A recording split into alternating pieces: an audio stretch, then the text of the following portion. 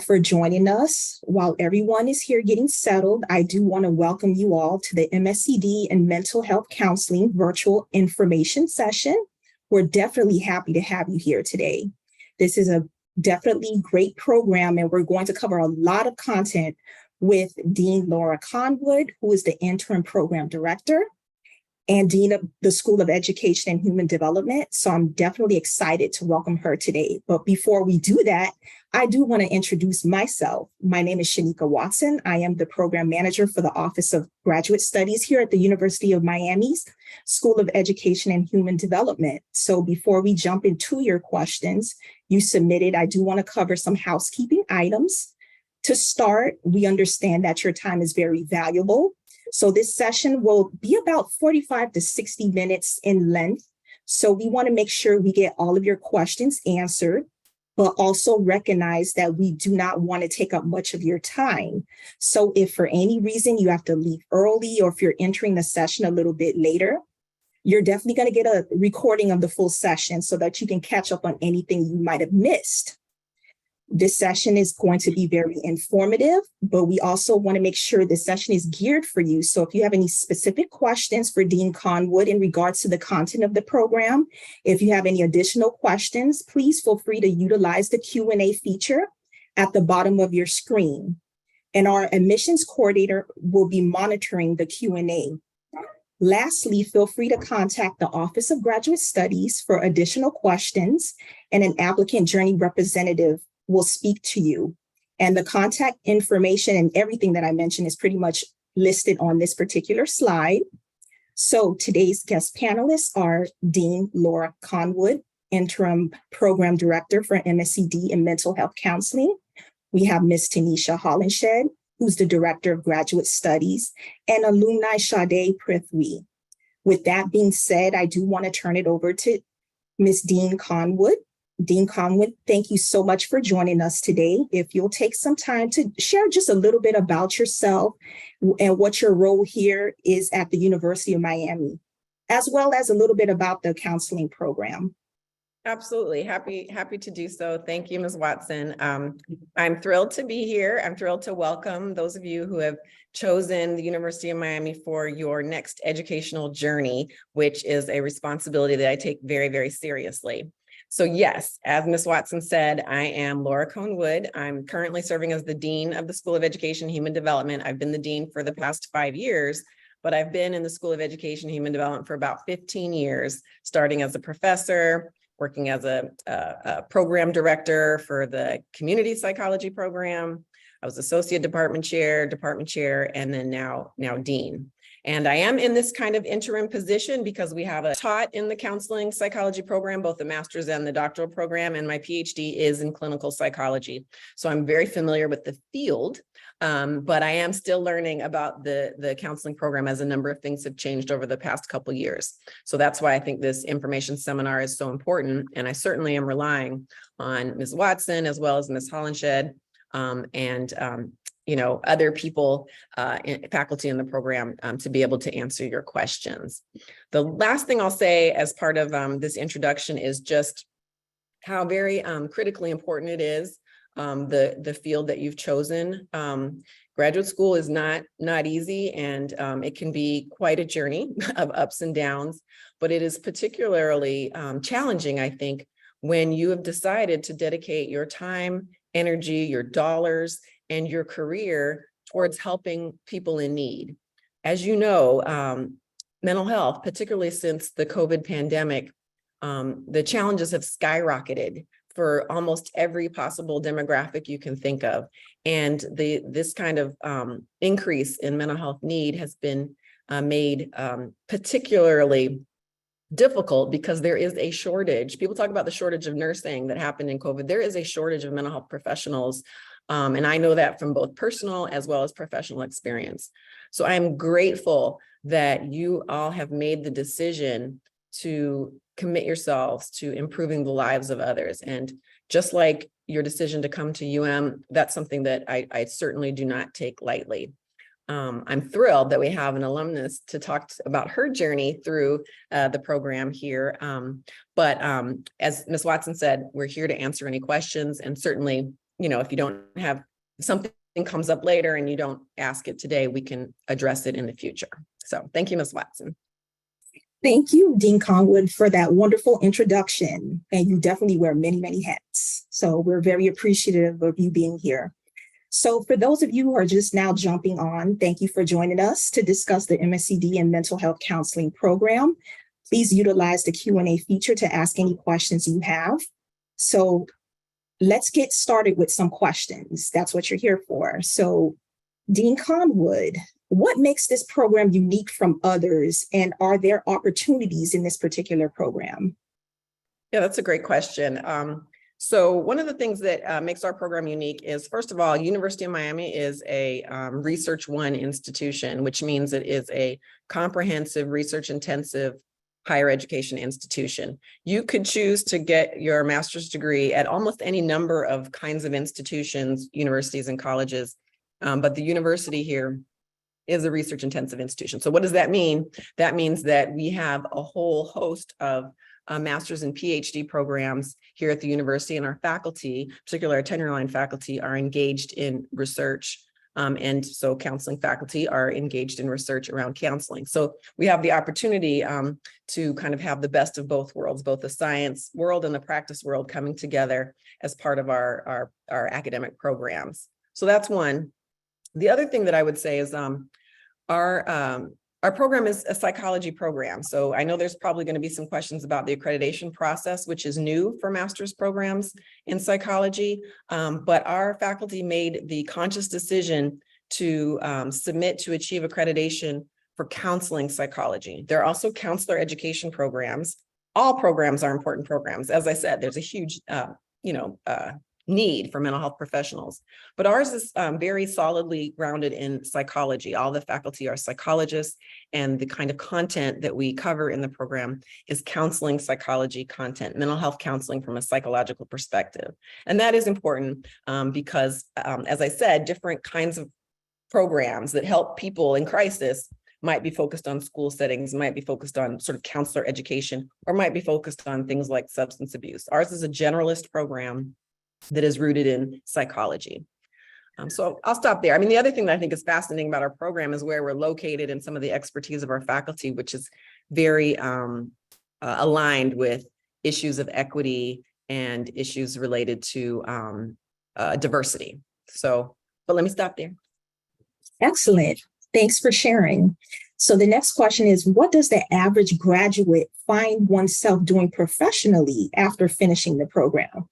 That's a good question. That is a great question. I would say, non-scientific analyses I'm doing in my head right now, I think it's sort of about 2/3 that end up going into practice. So Florida is a state where you can be licensed with a master's degree. You have to meet some requirements, and we can get into those. But there are other states where folks with master's degrees can't get licensed and independently practice, like Michigan, the state where I came from. You have to always be supervised by a doctoral level psychologist.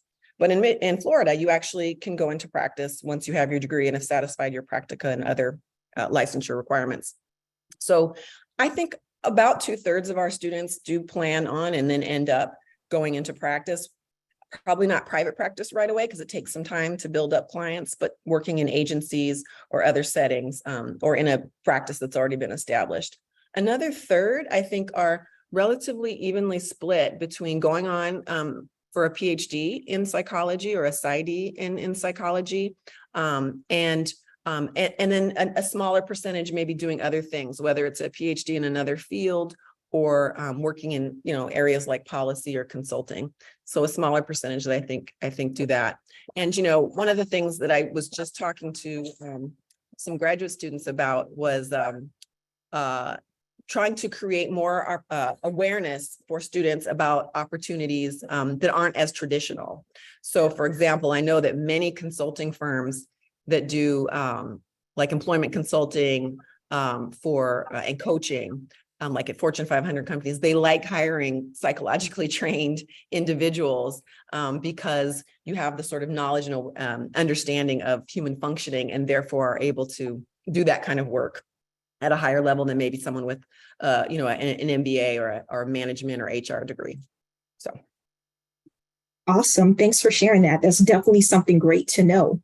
I'm sorry, we have a question similar to that, Dean Conwood in the chat. Daya Boyd, I hope I'm pronouncing your name correctly. Sorry if I'm not. They want to know if they want to become a school guidance counselor. Is this the right program for them? Absolutely. In fact, some of our alumni are doing just that. In fact, at my son's school, there's at least 2 members of the guidance counseling team that graduated from UM. So absolutely. Again, it's a generalist degree. So it's not specifically a school psych degree. It's not specifically a counselor education degree. And I think the benefit there is that there are many options. And one of them could be absolutely being hired as a counselor, a guidance counselor for whether it's K through 12 or counseling in a higher ed setting. Great. Good question. Thank you. Good question. Thank you, Deja. Thank you. So moving on, what is the general structure of the program? And if you can let us know if it's hands-on, active learning, or learn in a classroom and react in the field. Well, that's a good question. Sade might be the best person to answer that since she has the most recent experience. I would say it's a mix. There's classroom learning that occurs. So some things like learning about diagnoses, learning about assessment, you kind of have to do, in a more traditional way. But then there are practical requirements. So yeah, this is where you actually put what you learned in the classroom in practice with clients under supervision. So we don't ever ask anyone in the program to just fly blind with their first therapy client, although everyone's always nervous when that occurs, but you are supervised. So it's a mix of both. Now, in that question, there may be, it sounds like whoever asked that may be familiar with their preferences for pedagogical instruction. And this is something that I would say is a challenge at all universities. In fact, in wearing one of my other hats as Dean of the School of Education, we've been involved in a 3-year-long university-wide effort to get our faculty to stop relying on PowerPoints and what's called Sage on the Stage delivery, lecture-based delivery, and engage in more active learning, active pedagogy, because, there's a lot of evidence that students learn better in that way. So that to me is an ongoing challenge because, just like parents, faculty often do as they were taught, which, included a lot of lecture. So what I would encourage you to do, once you're in the program, is talk with your professor. If you find that you have someone that's sort of more PowerPoint, let me talk at you, versus engaging in discussion, suggest that your learning style and, I'm sure your colleagues' learning would be greatly enhanced if you have the opportunity to discuss the course material, since unlike undergraduate, the kinds of things that you learn in the classroom, you're directly applying to your career. So there's direct application. So being able to have more of a discussion-based experience is important. But Sade, what's your perception of the balance there? Yeah, I was going to say, I do think a lot of our courses did incorporate more of a seminar style. So there was a lot of discussion happening in majority of the classes. Even if there were slides for part of the course, there would be a large part of either discussion or role playing, trying to enact the skills that we were learning throughout the course to be able to put it into motion during the classes before we were actually seeing clients. Right, thank you. Thank you. That's a lot of information, very helpful. So thank you for sharing. So moving on, what advantages does UM's program have over, and someone's asking about other schools as well, which is funny. What advantages does UM's program have over Berry or FIU, whose programs are less than half the cost?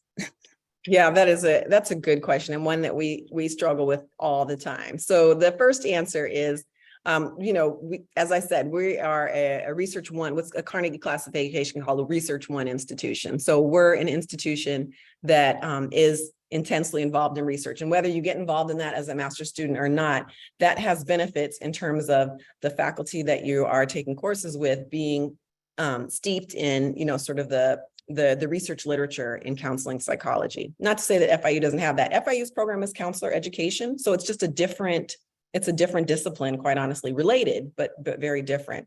I don't know very much about Barry's program. But the other thing that I'll say is our program is, the university just was accepted into the AAU, which is, again, a very academic kind of ranking, and has nothing to do with U.S. News and World Report. It's the highest level of research institution achievement that you can get as an institution. And we've been on this journey for the past, I would say, 15 years or so. And we're just voted in. It's not something you can apply for. You have to be voted in by your peers. So that means that we're among the 14 very best universities across the country in terms of our, academic profile. Again, nothing to do with using U.S. News and World Report. To me, that is an effort to sell magazines, but in terms of like your academic peers. So we are a prestigious institution. I'm not saying prestige translates into you being the very best, most prestigious therapist, but it does mean that you're at an institution where you have access to all the kinds of things that an AAU Research One institution has. And those kinds of things probably aren't as apparent if you don't take advantage of them, but they include things like, for example, we have a faculty member traveling to Ecuador this summer to work with children based on his research project. And I know my graduate student and another graduate student in a different department are able to apply for travel fundings and accompany him to, work with him, work with the children, but also, engage in the projects that he's initiated there. So that's just sort of one example. But, it is your dollars. So I think it is important to be a consumer about your education and try to make the best possible choice with your dollars that you can. Thank you for that. And we do have a couple of specific questions in regards to the program. So the next one is, does the program teach a particular theory? I know you spoke a little bit about that, but in specific, the CBT attachment. Yeah. Okay. This person knows their stuff. Okay. So yes, again, it's a generalist program. So we aren't focused specifically on CBT or interpersonal or psychodynamic. You should get exposure to, and systems there. You should get exposure to all of those theories in the theories course. And then again, in the, when you learn about interventions, how you would actually apply those orientations when you're doing work with a client. And we have a couple other sort of unique aspects of the program. One, again, we're a research institution. We have researchers. We have a faculty member in the counseling faculty who has pioneered with her colleagues something called CIFTA, which is culturally informed, flexible family therapy intervention. It's an empirically validated, grant-funded program. And so you have the opportunity to learn empirically validated treatments that aren't probably possible at other places where the faculty that, created and have received numerous grants to develop the empirical basis for, you have the opportunity to be exposed to some of those. And we're actually working on trying to incorporate that in our in-house training clinic to be able to then have a structured route for students to get that kind of opportunity. But Sade, what do you feel? Was there an emphasis? I know in my graduate training, we used to say Freud was the F words because our faculty were very anti-psychodynamic. They didn't even want to hear about it. So I had to go on internship to learn more psychodynamic, psychoanalytic kinds of approaches. So do you feel like the faculty weighed, sort of more one way versus the other in terms of the coursework? I don't think so. I think there was a perception beforehand that there was going to be more emphasis on one theory more than the other, but I think all of our professors did a really good job of bringing in the different theories together and allowing people to try different things out during class, during our role plays, and then when we went on to do our practicum as well. So no really specific heavy on CBT, heavy on psychodynamic, anything like that. Yeah, interesting. I mean, sometimes it's a function too of your supervisor. So when you're doing your practica, your hours, obviously your supervisor is going to, emphasize whatever orientation they typically use, but that's something you can find out ahead of time. Like I said, I kind of went to an internship where I knew I would get exposure to more psychodynamic theories, given our faculty were so anti psychoanalytic stuff. Thanks for that. And how would the program prepare a student for a career in private practice psychotherapy?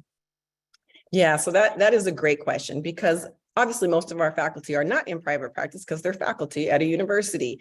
So I do think that that kind of preparation sometimes requires sort of individual, what do I want to say, initiative. Most, I would say, all but probably 2 of our supervising faculty are private practitioners, and some of those folks also teach courses. I'm thinking of someone like Dr. Terry Wenderman. So for students that have been interested in entering private practice, it would be critical once you're in the program and, you know, taking courses, to speak with your faculty, speak with your professors, and try to get that kind of, you know, knowledge and maybe their ideas about the best way to prepare for your specific path. And that's, you know, something I think, again, as an undergrad, you're almost like an open vessel, you know, kind of like having education bestowed upon you. And, you know, the task is for you to develop as a critical thinker. As a graduate student, again, you've chosen to spend a lot of time and, as someone mentioned, a lot of money to advance your education in your chosen field. So it's, the shift really becomes, you know, rather than being a passive, you know, vessel, starting to really take the initiative, be self-determined about your career path, because your interest may be different from someone like Sade, who's decided to pursue a PhD. And so, you know, it's going to be hard for any one faculty member to cover the waterfront because they're worried about teaching you theories and assessment and all the kind of content. So it really is important, I think, to develop that kind of awareness about what your goal is with this educational advancement, and then seek out opportunities for support and knowledge to understand how you would do that. But there's lots of people you're going to be exposed to with that kind of knowledge. So again, almost all of your practica will be conducted either in an external placement, or once we have our clinic, internal clinic back up and running internally, but your supervisors will likely be people who are practicing and have, you know, lots of more recent information to share about all the things associated with developing a practice, including getting on panels, insurance, all the kinds of particulars. Yeah. Thanks for that. So Dean Kahn, we have a couple of more questions, then I'll, you know, head on over to Sade, because I know she's anxiously waiting to answer some questions, but I do want to address everyone's questions that want to be asked. So moving on, are there any non-financial need-based scholarships or tuition offsets like graduate assistance work? And the second part of this question is the program accredited such that graduates will be able to be licensed as mental health counselors? Yes, these are 2 really important questions. So the first one, we do have some very limited scholarship funding for master's programs. Unfortunately, you know, nationwide, master's programs typically don't enjoy the same level of funding as doctoral programs. And that's partly because in doctoral programs, you're typically expected to be, you know, like a full-time student. And so usually your tuition is covered or mostly covered, as well as a GA-ship, a stipend, a monthly stipend, so that you can live and not have to work. Whereas our master's programs often are folks that are already working, or, you know, in situations where they're supported. And so there isn't the same level or access to resources. That said, there is very limited scholarship dollars that we have from donors for master's degrees. And then a large number of students end up working with the financial aid office to develop a financial aid package that makes sense for them. So certainly for some students, it might be a mix of both. And I also encourage people to look outside the university. So for example, the American Association of University Women has scholarships often for women who are returning to academia or to, you know, to school after being out in the workforce. And there's other kinds of sources like that. I'm hoping more will grow because of the very severe need for mental health professionals. So that was a great question. And then the other question was related to accreditation. So we could actually have an entire webinar on this whole accreditation situation, but let me just give you some nuggets. And then if anyone wants to follow up with me, I'd be happy to. So accreditation. Master's programs in psychology were, or counselor ed, no matter what the field, were not accredited. Doctoral programs have been almost continuously accredited since, you know, since before I was in graduate school. So that would have been like 1990. But they weren't, master's programs were not accredited. I don't know if, you know, people just felt like, oh, I don't know how that came about, but it's the case. So our doctoral program, our counseling psychology PhD program, has enjoyed continuous accreditation since it's been in existence. And in fact, 5 years ago, we got from APA. A 10-year accreditation was the longest accreditation you can get from APA. And that was with their new revised sort of accrediting requirements. We're up for our 5-year midpoint check-in, but we've successfully been accredited the entire time. The master's program, though, wasn't, because there was no accreditation body doing accreditations. About, I don't know, maybe a decade ago, the counselor education field decided that it would be good to accredit counselor education programs. And, depending on who you talk to, they jumped into what was a void at that time for all master's program, mental health, master's programs. And we're the first ones up saying these need to be accredited. We're going to develop this organization called KCREP that's going to accredit them. And then it's almost like they, I don't know, for someone in, psychology, it's almost like they decided, and that's the only people that can do psychotherapy. So they started systematically accrediting, master's programs in counselor education, and then working with states to change the licensure rules so that only KCREP accredited programs could get licensed in some states. I know Tennessee was one of the earliest states where this happened, and it kind of woke up APA and the psychologists to say, wait a minute, we're not counselor education, and we don't want to be counselor education, but we don't have our own accreditation, so we can't sort of argue for our programs to be included in state licensure. So again, how you get licensed in states varies by the state. As I said, in Michigan, the state I'm from, you actually can't be a licensed independent practitioner with a master's unless you have, as a psychologist, unless you have a supervising doctoral person, working with you or supervising you.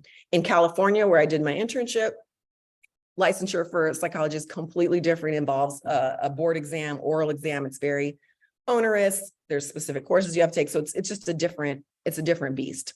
Where we are in Florida is that Florida did just recently, I think in the last year or so, I could be wrong, passed a law that said that in order to get licensed in the state of Florida with a master's, you have to graduate from a KCREP accredited or MPCAC accredited master's program. MPCAC is the newer accreditation body that accredits counseling psychology programs. KCREP, accredits counselor education programs. As I said, our faculty looked at these options, about a year ago and said, we're not a counselor education program. We're all psychologists. So we have submitted for MPCAC accreditation. And unfortunately, almost every counseling psychology program has submitted. So if you go on the MPCAC website, you'll see that we have submitted. It was submitted in January, and we're going through the process now. The state of Florida has said, you have to be, in order to get licensed, you have to be coming from an accredited program as of July 2025. So that's 2 years from now, where we have to get our program accredited. Anyone that finishes the program before July 2025 is fine. You're sort of like grandfathered in. But anyone after July 2025 needs to be graduating from an accredited program in order to get licensure in the state of Florida. The other states, all 50 states, have very different situations. So the fact that we've submitted in January, we're working through the process. We expect to get site visited this upcoming year, which some of you may be part of the process for. I feel confident that we will be accredited by July 2025, but it is a risk. And so what our plan is to help mitigate that risk for all of you is to A, keep you updated and be completely transparent about where we are in the process. And B, if it is looking like accreditation, like we're getting toward, fall of 2025, I'm sorry, that would be too late. Spring of 2024, or even before that, spring of 2025 or before that, I'm getting my dates mixed up. There seems to be a delay or a problem, then I have committed that we will help any of our students seamlessly transfer to a program that does have accreditation so that you can graduate on time and then, have your degree from an accredited program to be able to get licensed. Again, this only applies to people who want to get licensed in the state of Florida. I hope that answers it, but I could fill in any details that, that people have. It's a lot more complicated than but that's sort of the nuggets that are most important to know. Excellent. Thank you so much. That was great information. And I'm quite sure all attendees are appreciative of all of that information, especially about accreditation. So changing gears a little bit, someone wants to know, what are the attributes you are looking for in new applicants? Oh, that's such a good question. To me, it really is I think the primary criteria for this program is someone who has like I said, a commitment and a motivation and a desire to be responsible for improving the mental health of others, whether you decide to focus on children, families, adults, different segments of the population, because this isn't easy. I mean, there's a reason why I am not a practicing clinical psychologist. It can be exhausting and very demanding work, but it also can be incredibly rewarding work. And as I said, at this point in history, filling the void that exists right now, the need for well-trained mental health practitioners is of critical importance. So to me, having that sort of whatever it is, inner pull, inner draw, some students say, I was always the friend that everyone, talked to, or I was always the non-judgmental friend that people spilled their secrets with, or it's just a fascination and an interest in sort of human functioning and improving human behavior. I think that's the most important thing. I mean, there's all the other stuff, like having a good academic record, being able to, time manage, because it's a lot, especially if you're working, are important as well. But to me, that key is the seed that'll carry you through both a demanding program, but then also a successful career. It'd be interesting to hear what Sade thinks too, about what's the most important thing that, makes someone successful or, is important to consider in a cohort. I would say having a desire to connect interpersonally, or generally having interpersonal skills, being able to understand that nobody exists in a vacuum. The relationships that people have impact how you show up in your cohort, how you show up as a therapist, how your clients will show up in the therapy room with you. So I think that piece, having an interest or a desire to develop interpersonally throughout the program and grow, is definitely another piece, I would say. Yeah, that's really good. One of the things I always tell students is I almost feel like I learned more in therapy as the patient than I ever did in a classroom or even, as a therapist. So, therapy is not accessible to everyone. That's one of the problems that we have to deal with systemically, because it can be very expensive, often requires insurance. But if you have the opportunity or have had the opportunity to do the work yourself in a, sort of more formalized way, I guarantee you'll probably, what you'll learn will resonate deeper to some extent. And just knowing that if you've been accepted into the program and you come to the program, knowing that UM has a counseling center that you would be able to access to do your own therapy, that is also a great addition. Excellent. Thank you both for sharing that. And lastly, I'm going to ask you, Dean Conwood, what is the best advice someone gave you? Advice about like grad school or just advice period in life? General Advice. life. I wasn't expecting that question. I mean, this is going to sound strange, maybe, but Janelle Monáe was on the radio once when I was driving and feeling incredibly stressed. So this is not that long ago.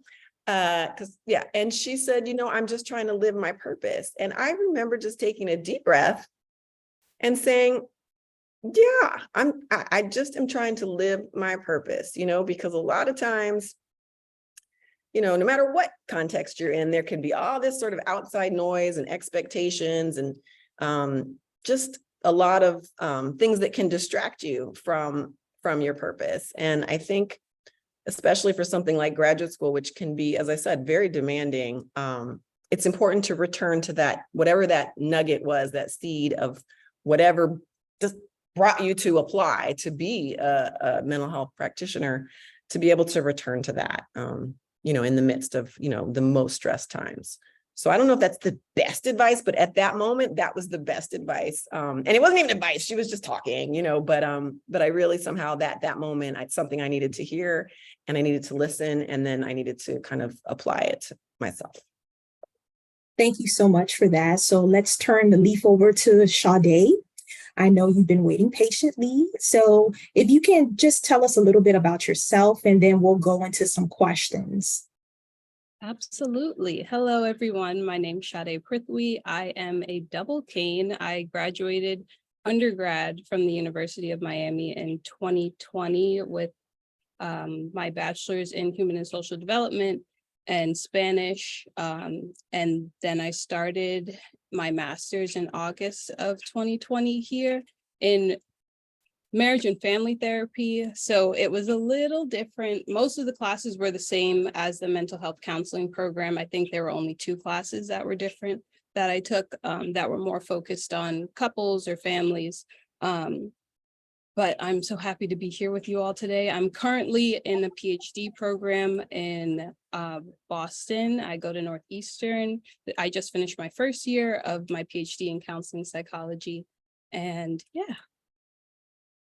Awesome. So why did you choose the University of Miami for your MSCD and mental health counseling program? Great question. So like I said, I was a human and social development major undergrad. So the master's in marriage and family therapy at just felt like the most logical next step. It felt like it was not a continuation of what I had already been learning, but a more niche area to be in. I feel like a lot of the courses that I had in undergrad started to touch on some of the things that I was interested in, but once I was in the master's program, it was a lot more focused on the work that I saw myself doing in the future. So I was really excited about that, and excited to be able to learn more from professors that I already knew were going to support me in the way that I needed to be supported academically, because I had already gotten a taste of it in undergrad. Excellent. Thanks, Sade. And what sets this program apart from others you considered? Also a good question. And I thought there was going to be a current student that would potentially have something better to say, because I didn't consider any other master's programs. I only applied to this one. So unfortunately, I don't really have the greatest answer. This was the only option in my head for my master's. Okay.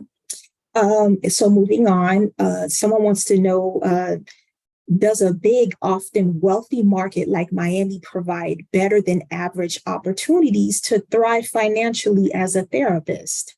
And what is your experience regarding group private practice, excuse me? The market in Miami, I would say, like Dr. Coleman has already mentioned, that there's a huge need for mental health services across the country. But the market in Miami, I think it can be helpful. I think it would also really depend on like the niche that you're going into, what part of mental health you're paying most attention to, and how you're marketing yourself, the types of clientele that you have. Would all contribute to that. I am not personally in private practice right now. Dr. Coleman, do you know other alums that are in private practice here right now? Yeah, absolutely. And I think your answer is spot on. I mean, the hourly rates that you can charge do vary by region. So yeah, there's a higher sort of hourly average rate here, and that's impacted to some extent by whether or not you decide to do out-of-pocket pay or get on insurance panels, etc.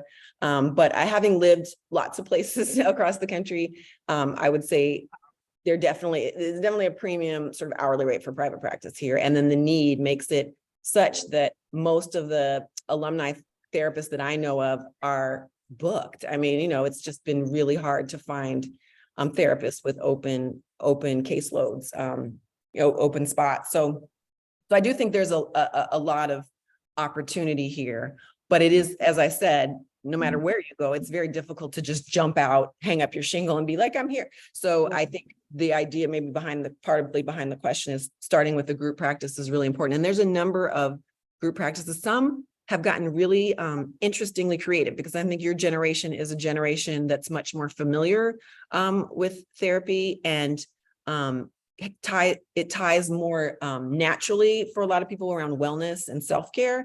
And certainly coming out of the pandemic, people are, so we have some alumni who are working in some, what I would say, really interesting practices that they didn't necessarily start, but they're a staff psychologist in the practice that have, like Sade was saying, these kind of more niche sort of expertise.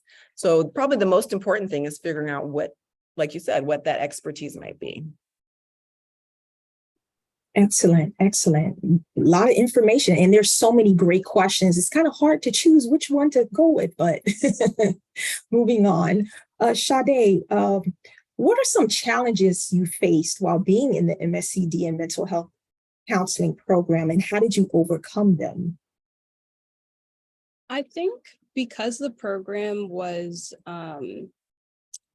when I started the program, it was the same summer that a lot of the Black Lives Matter uprisings were happening. So having to have those discussions in class were difficult, because it felt, I felt like I had a responsibility to make sure that the conversations were being brought to class.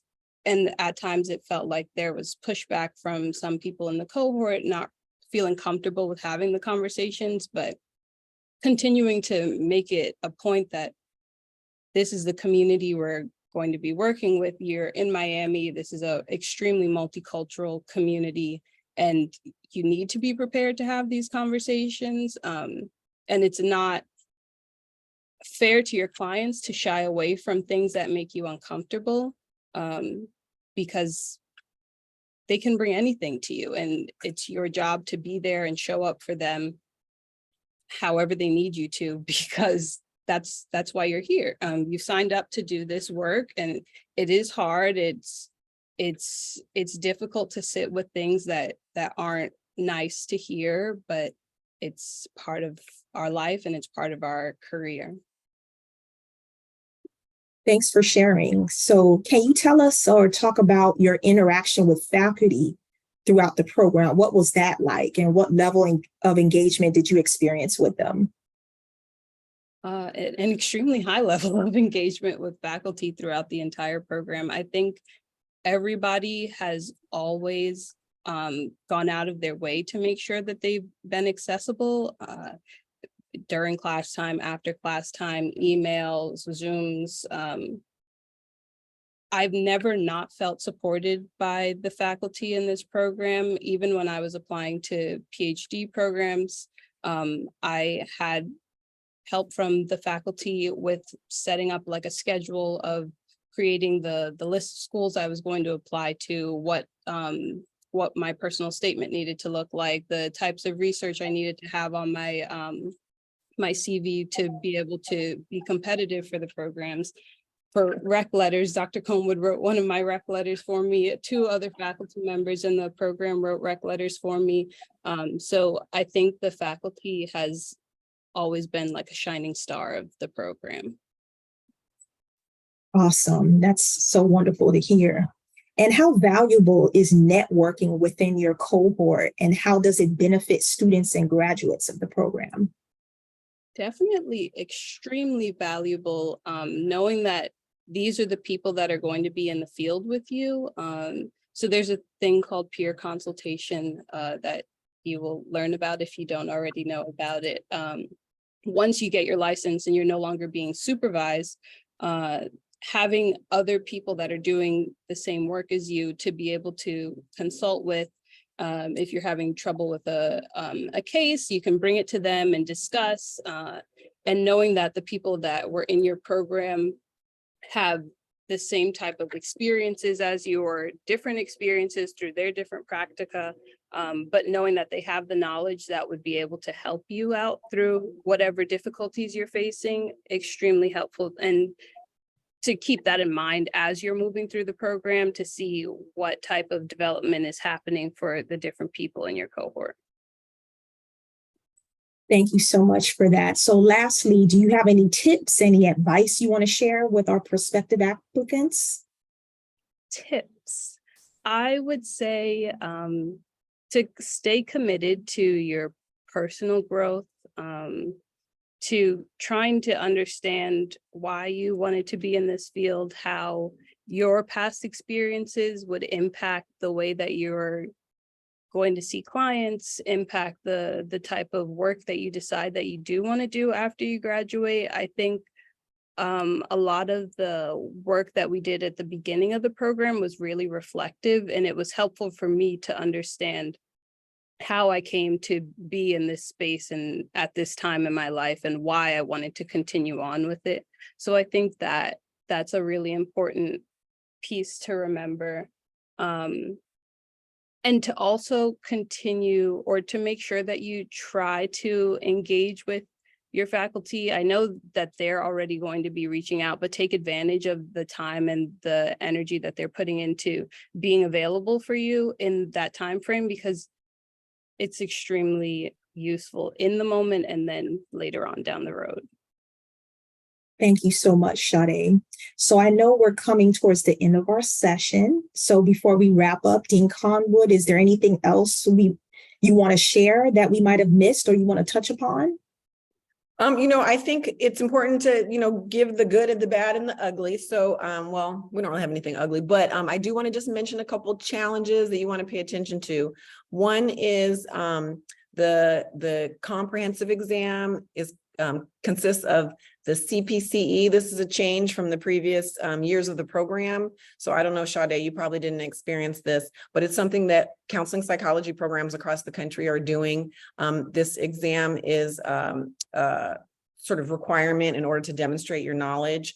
But I want to mention it because I don't want anyone to be surprised when they're taking courses at the spring of your second year. Is that when you start, and you have opportunity to retake it, but we do have sort of a pass rate that we're looking for in the program for students. And this is caused, for some people, test taking is a nightmare. Test taking anxiety is a real thing. We are a mental health counseling program after all.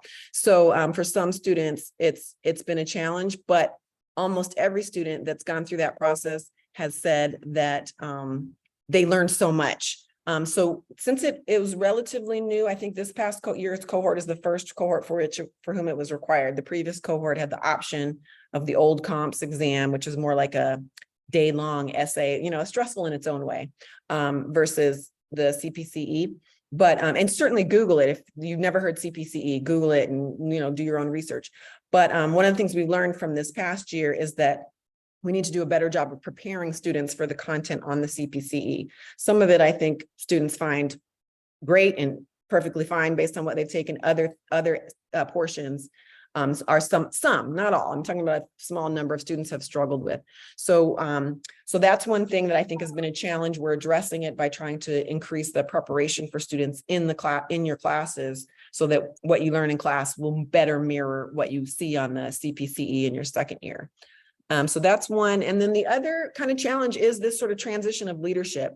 And so I do want to just mention that I think for the current students, it's been a little bit dizzying. We had Dr. Nicola and then Dr. Lee and then now me, and likely we'll be back to Dr. Nicola. But the one thing that is constant is Miss Watson, who is the expert on the program. As you can see from the way she's conducting this info seminar, she is the program manager for the counseling psychology program. So she will be your, constant, committed program navigator, if you will, and guide and expert throughout as the leadership has shifted over time due to sabbatical and, kind of as I was saying. So I do want to mention that because I think if you talk to the current student, anyone who started like fall of 2021, what are we in? I get my years. They're probably like, what is going on? Who's the director? So Ms. Watson is like your primary person. She's not going anywhere, and she will be with you from, the beginning all through the end.